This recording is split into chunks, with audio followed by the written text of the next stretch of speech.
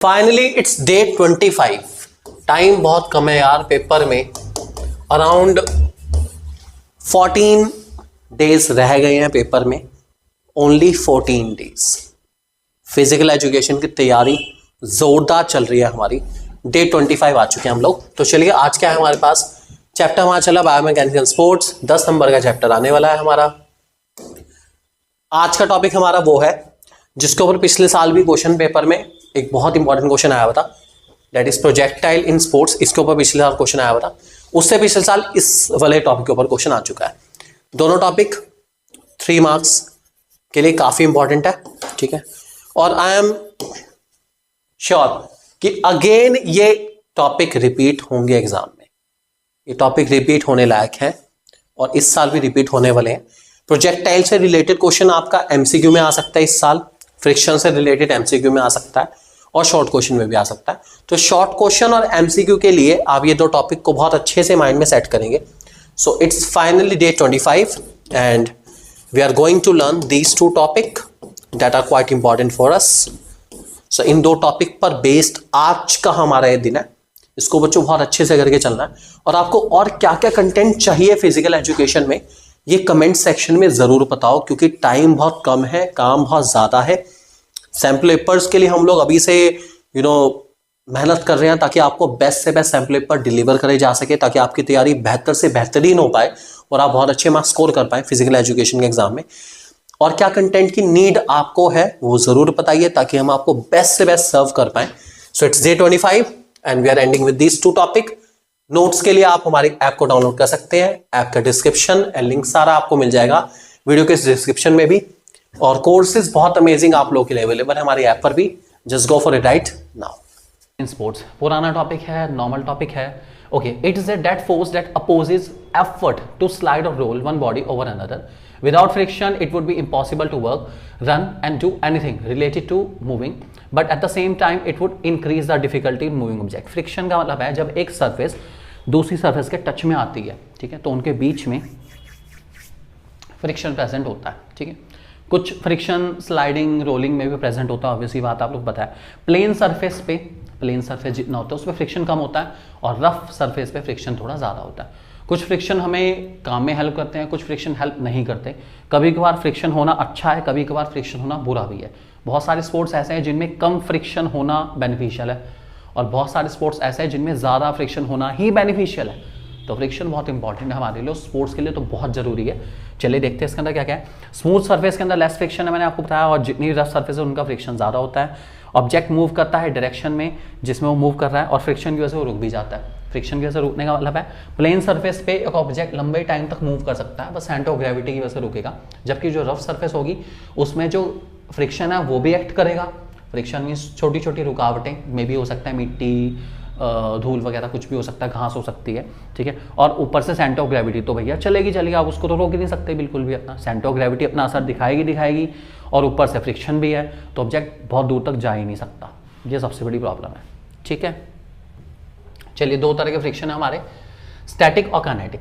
Static नाम ही बता रहा है कि इतना फ्रिक्शन अभी तक प्रेजेंट है और मूवमेंट नहीं हुआ, बिल्कुल भी मूवमेंट नहीं हो रहा है, ऐसे फ्रिक्शन को हम लोग आगे चलते हैं स्टैटिक फ्रिक्शन, ठीक है। देखते हैं इसको।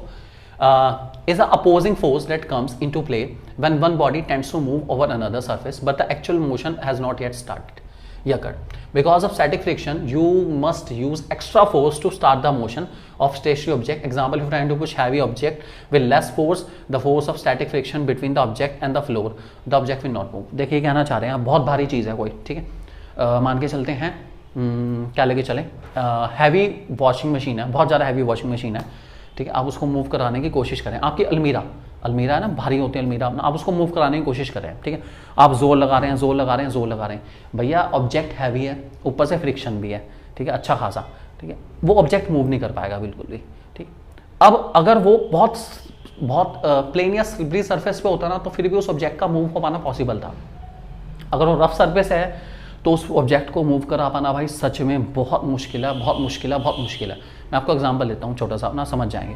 मान लीजिए किसी के रूम में जो फर्श हो रखा है वो टाइल्स वाला हो रखा है। टाइल्स आपको पता है काफ़ी स्लिपरी होती हैं, तो ऐसे स्लिपरी टाइल्स पर कोई भी हैवी ऑब्जेक्ट को मूव कराने के लिए आप थोड़ा सा एक्स्ट्रा फोर्स लगाएंगे, बहुत ईजिली मूव हो जाएगा, कोई दिक्कत नहीं। लेकिन अगर आपके घर का जो कमरे का फर्श है वो सीमेंटेड है, सीमेंट वाला है, ईंटों का या सीमेंटेड वाला है, उस पर किसी भी ऑब्जेक्ट या किसी भी सेफ को मूव कराना, क्योंकि सीमेंट ऑब्वियस ही बात है फ्रिक्शन बहुत ज़्यादा हो जाएगा उस केस में, उसको मूव कराने में बहुत फोर्स लगेगा, क्योंकि स्लिपरी तो है ही नहीं, फ्रिक्शन तो है ही नहीं बिल्कुल भी उसके अंदर, ठीक है। तो ये दिक्कत देगा। तो ये हमेशा ध्यान रख के चलना, जहाँ पर भी हद से ज़्यादा फ्रिक्शन प्रेजेंट हो जाएगा वहाँ ऑब्जेक्ट मूव कराने में दिक्कत आएगी।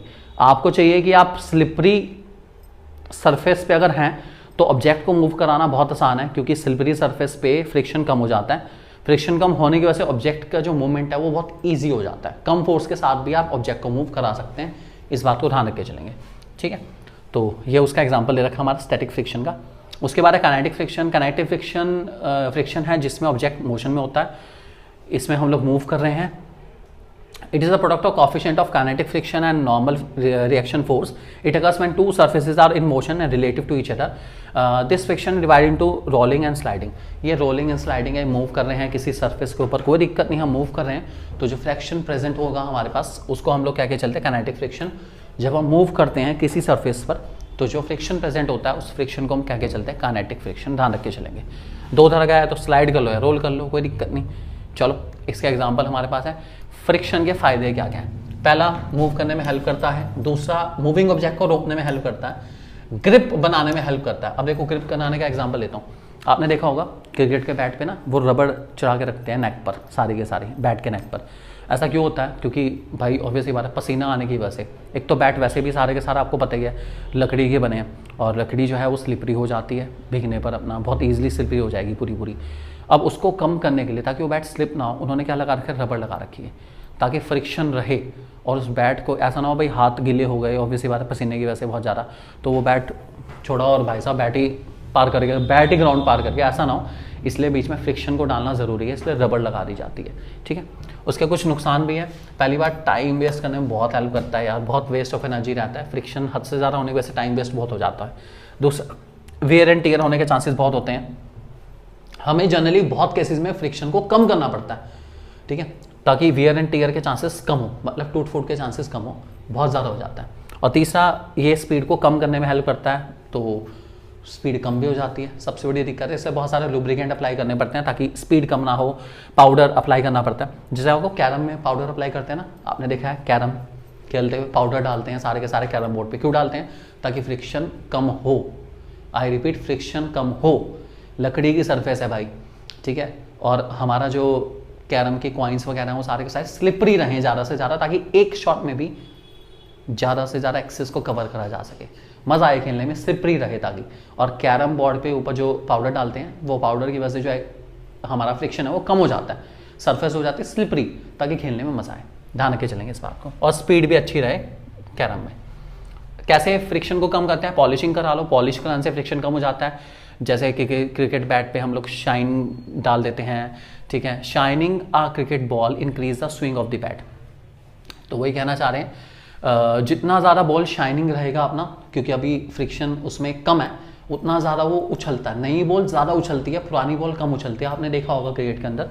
तो नई बॉल के अंदर अभी फ्रिक्शन कम है, पुरानी बॉल में फ्रिक्शन ज़्यादा हो जाता है, इसलिए वो उछाल भी थोड़ा सा कम हो जाता है। उसके बाद लुब्रिकेशन कराया जाता है फ्रिक्शन कम करने के लिए। जैसे मोटर के अंदर ऑयल डालते हैं, इंजन ऑयल डालते हैं हम लोग अपना, ये उसी के एग्जाम्पल है, ताकि फ्रिक्शन कम हो सके अपना। उसके बाद है मटेरियल। बहुत सारे मटेरियल भी जो हैं वो फ्रिक्शन को अफेक्ट करके चलते हैं। जैसे मैंने अभी आपको रबड़ वाला एग्जांपल दिया कि क्रिकेट बैट पर रबड़ लगाई जाती है ताकि स्लिपरी ना रहे बैट, और हम उसको ईजिली होल्ड भी कर पाएँ और शॉट लगाते हुए हाथ से फिसले ना बिल्कुल भी। सो टाइप्स ऑफ मटेरियल भी बहुत ज़्यादा इंपॉर्टेंट होते हैं हमारे फ्रिक्शन को कम करने के लिए। नेक्स्ट, ट्रेजेक्ट्री क्या होता है? ट्रेजेक्ट्री बड़ी सिंपल है। The path covered by an object while projected is called trajectory parabola. Base angle 45 degree का है, बहुत ईजी है हमारा, ठीक है। Projectile is anybody which is thrown in the jump in the air. Once it left the ground, it will follow a flight path called parabola until it once more come back down to the earth. Okay, projectile और parabola में क्या है basically, देखिए जैसे example लेके चलते हैं, ठीक है। ये एक बॉल है हमारे पास, ठीक है, ये बॉल है, ठीक है। जिस एंगल पे, ध्यान रखना, मान लेते हैं ये एक लाइन हमारी रहती है, ये एक लाइन हमारी स्टैटिक लाइन है। जिस एंगल पे बॉल फेंकी जाएगी, जिस एंगल पे बॉल फेंकी जाए, ठीक है, उसको कहेंगे ट्रेजेक्ट्री, ठीक है। और जितना डिस्टेंस ये कवर करेगी, जितना भी डिस्टेंस ये हवा में कवर करेगी उसे कहते हैं पैराबोला, ठीक है। तो एक्सिस को मान के चलेंगे अपना, ठीक है, प्लेन एक्स एक्सिस हमारी है, ठीक है, यहाँ हाथ से फेंकना एक्स एक्सिस से। तो जितने एंगल पे फेंकी जा रही है, जितने एंगल पे फेंकी जा रही है, आई रिपीट, जितने एंगल पे फेंकी जा रही है उसको कहते हैं हम लोग क्या, ट्रेजेक्ट्री। और जितना डिस्टेंस ये बॉल कवर करेगी ऊपर पूरा पूरा, जितना भी डिस्टेंस करेगी वो हमारा पैराबोला है, ठीक है। इस बात को ध्यान रख के चलेंगे। प्रोजेक्टाइल मैंने बताया, जब एक ऑब्जेक्ट को हम थ्रो करते हैं ऊपर, ये सारा हमारा पैराबोला है। जैसे इन्होंने बॉल फेंकी पूरी, तो ये हमारा पैराबोला है, ठीक है। जिस एंगल के साथ ये फेंकी जा रही है, पूरा पूरा लॉन्च एंगल जिसे हम कह सकते हैं, वो हमारी ट्रेजेक्ट्री को डिफाइन करता है। इस बात को ध्यान रख के चलना, भूलना बिल्कुल नहीं अपना, ठीक है। सो बहुत सारे गेम्स में इसका यूज़ है, जेवलिन में सबसे ज़्यादा इसका यूज़ है, लॉन्ग जंप, हाई जंप, हर जगह पे इसका यूज़ बहुत ज़्यादा है यार, ये बहुत इंपॉर्टेंट है हमारे लिए, इसको जानना। चलिए देखते हैं इसके अंदर क्या क्या है हमारे पास। टाइप्स ऑफ प्रोजेक्टाइल है, वर्टिकल है, हॉरिजॉन्टल है। वर्टिकल हॉरिजॉन्टल बहुत सिंपल है, ठीक है। देखते हैं क्या क्या है। वर्टिकल तो आपका सिंपल ही हो गया ना, वर्टिकल मीन्स बॉल को कहीं नहीं जाना, वर्टिकली बॉल को फेंकना, जहाँ फेंक रहे हैं वहीं आएगी, कहीं इधर उधर जाने वाली नहीं है। इसको कहते हैं वर्टिकल प्रोजेक्टाइल। क्या कहते हैं? वर्टिकल, ठीक है। वर्टिकल सिंपल, ठीक है। जहाँ से फेंक रहे हैं, सॉरी, जहाँ फेंक रहे हैं वहीं आ रही है अपना, that is called vertical projectile, ठीक है। दूसरा हॉरिजॉन्टल है। हॉरिजॉन्टल ऑब्वियस ही बात है, हॉरिजॉन्टल मींस सामने की तरफ फेंकना, ठीक है। अगर सेंटर ऑफ ग्रेविटी ना हो, let us assume centre of gravity है ही नहीं हमारे पास, तो अगर मैं इस बॉल को स्ट्रेट फेंकता हूं तो ये स्ट्रेट चलती रहेगी, चलती रहेगी, चलती रहेगी, चलती रहेगी, चलती रहेगी, कहीं जाने वाली नहीं बिल्कुल भी अपना। सेंटर ऑफ ग्रेविटी है ही नहीं, इसको नीचे खींचने वाला कोई भी नहीं अपना, तो ये चलती रहेगी। जैसे पूल टेबल पे आपने देखा ना, उसमें बेस होता है ना, आप पूल टेबल पे जैसे ही व्हाइट बॉल को हिट करते हैं तो वो सीधी जाती है, जहां हिट करते हो वहीं जाती है, ठीक है, आराम से, कोई दिक्कत नहीं। वो तो सेंटर ऑफ ग्रेविटी वैसे रुक जाती है, नहीं तो वैसे चलती रहेगी, चलती रहेगी, चलती रहेगी, चलती रहेगी, चलती रहेगी, रुकने वाली नहीं बिल्कुल भी। ऐसी प्रोजेक्टरी या ऐसे प्रोजेक्टाइल को हम कह के चलते हैं क्या? Horizontal projectile. इन्होंने एग्जांपल लिया हॉरिजॉन्टल प्रोजेक्टाइल का, ये एक बॉल है या एक कैनन है, आपने इसको हिट करा, ठीक है, सीधा ही जाता अगर सेंटर ऑफ ग्रेविटी ना होती। ये तो सेंटर ऑफ ग्रेविटी है, जिसकी वजह से होगा कि अल्टीमेटली आपको भी पता है कि भैया थोड़ा सा आगे जाएगा, उसका ग्रेविटी खींचेगी खींचेगी खींचेगी खींचेगी खींचेगी, नीचे आ जाएगा। ये हमारा प्रोजेक्टाइल बनेगा फाइनल। आएगा तो नीचे हम कुछ भी नहीं कर सकते। अब ये बॉल मैं यहाँ से फेंकूंगा, ठीक है, तो आएगी कहाँ? नीचे ही आएगी ना भाई, ऊपर तो जाने वाली है नहीं। चलो फेंक ही देते हैं इसको कम से कम, चलो भाई फेंक दो है। चलो next style, factor affecting projectile trajectory. सबसे पहले एंगल ऑफ प्रोजेक्शन है। एंगल ऑफ प्रोजेक्शन बहुत इंपॉर्टेंट है, मैंने आपको बताया। हम किसी भी ऑब्जेक्ट को अलग अलग एंगल्स पे फेंक सकते हैं, 15 degree, 30 degree, 45 degree, 60 degree, 75 degree, ये सारे डिग्रीज पे फेंकते हैं। लेकिन सबसे बेस्ट एंगल 45 डिग्री का है, क्योंकि मैंने आपको बताया इसके अंदर प्रूवन है कि भैया इसके अंदर ग्रेविटेशनल डिस्टेंस सबसे ज़्यादा कवर हो सकता है, बाकी किसी में कवर नहीं होता। सबसे बेस्ट एंगल हमारा 45 डिग्री का रहता है। दूसरा height of projection. Height of projection क्या आती है? जितना ज़्यादा ऊपर हाइट से हम किसी भी ऑब्जेक्ट को फेंकते हैं, उतना ज़्यादा हॉरिजॉन्टल डिस्टेंस हमारा ऑब्जेक्ट कवर कर सकता है। हॉरिजॉन्टल मींस उतना ज़्यादा डिस्टेंस कवर कर सकता है, ये ध्यान रख के चलना। जैसे पीछे में भी ना ऊपर से फेंक रहे हैं इसलिए डिस्टेंस ज़्यादा कवर होगा, अगर इसको मैं नीचे से फेंकता तो डिस्टेंस कंपैरेटिवली कम कवर होता। जितना ऊपर से फेंकूंगा उतना ज़्यादा डिस्टेंस ही एक्स्ट्रा कवर कर सकता है, ठीक है, इस बात को ध्यान रख के चलेंगे। तीसरा स्पीड ऑफ रिलीज। जिस स्पीड के साथ, जिस वेलोसिटी के साथ आप प्रोजेक्टाइल को हिट कर रहे हैं, जिस उसके साथ आप फेंक रहे हैं बॉल को या किसी भी चीज़ को रिलीज कर रहे हैं, उतना ज़्यादा वो आगे जाएगा। जैसे जेवलिन के अंदर जितने फोर्स के साथ आप फेंकोगे उतना ज़्यादा तो आगे जाएगा यार, सीधी सी बात है, तो बहुत ईजी है। That is called speed of release. तो स्पीड ऑफ रिलीज का मीन्स जिस स्पीड के साथ आप उसको रिलीज करेंगे उतना ज़्यादा आगे वो जा सकता है, ठीक है, डिस्टेंस कवर करेगा। फिर है ग्रेविटी। ग्रेविटी तो भैया सीधी सी बात है, हर उड़ने वाली चीज़ को नीचे लाने का काम करती है पूरा, ठीक है। ग्रेविटी ना हो तो बॉडी जो है वो स्ट्रेट लाइन में ट्रैवल करती रहे, रुकने वाली नहीं है। तो ग्रेविटी भी बहुत अफेक्ट करती है हमारी प्रोजेक्ट्री को, ठीक है, ट्रेजेक्ट्री को, बेसिकली प्रोजेक्टाइल ट्रेजेक्ट्री को। फिर एयर रेसिस्टेंस। बड़े ऑब्जेक्ट जितने भी होते हैं, बड़े बड़े ऑब्जेक्ट हैं, उन पे एयर रेसिस्टेंस ज़्यादा होता है, छोटे ऑब्जेक्ट पे कम होता है। जो बड़े ऑब्जेक्ट हैं उन पे हवा का दबाव ज़्यादा पड़ता है, ठीक है, और जो छोटे ऑब्जेक्ट हैं उन पे हवा का दबाव कम पड़ेगा। इसलिए एरोडायनामिक्स डिज़ाइन आते हैं ना, एरोडायनामिक्स डिज़ाइन आपने गाड़ियों में देखे होंगे, जो आगे से कुछ ऐसे होते हैं जो हवा को काट पाएँ, ठीक है, बेसिकली हवा को काटने की कोशिश करें। तो जो ऑब्जेक्ट, जो भी गाड़ियाँ आगे से बिल्कुल जैसे ओमनी टाइप की गाड़ियाँ होती हैं ना, वो हल्की स्पीड से चल सकती हैं, बसेस वगैरह हल्की स्पीड से चल पाती है, क्योंकि वो एरोडायनामिक स्ट्रक्चर नहीं होता उनका स्ट्रक्चर एरोडायनामिक्स नहीं है, उनके पास हवा पूरी आएगी, सामने से ही आएगी, हवा उनकी रफ्तार को कम करती है। जबकि जो आजकल की कार आ रही हैं फ्लूइड टेक्नोलॉजी वाली, उनका आगे का पोर्शन काफ़ी हद तक स्लांट रखा जाता है ताकि हवा का दबाव गाड़ी पे कम से कम पड़ पाए और वो फास्ट मूव कर पाए। That is called air resistance. ध्यान रख के चलेंगे इस बात को। तो ये था हमारा फाइनली चैप्टर ठीक है। अब इससे जो लीवर के एप्लीकेशन वाले कुछ हैं वो आपको समझ आ गए होंगे, मुझे उम्मीद है। अपना अच्छे से इसको करके चलेंगे। चैप्टर बहुत इंपॉर्टेंट है और 10 मार्क्स का आने वाला है, इसलिए अच्छे से करना है चैप्टर को। All the best.